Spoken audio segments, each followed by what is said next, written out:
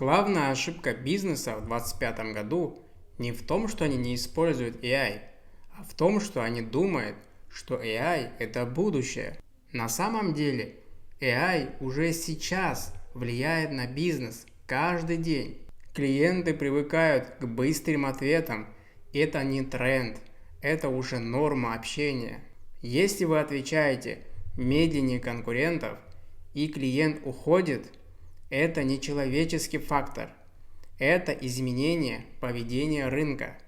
Искусственный интеллект – это не про заменить людей. Это про то, что рынок стал слишком быстрым, чтобы опираться только на людей.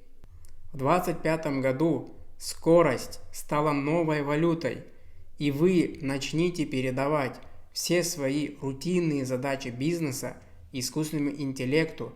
Оставьте заявку на нашем сайте, и мы вам поможем.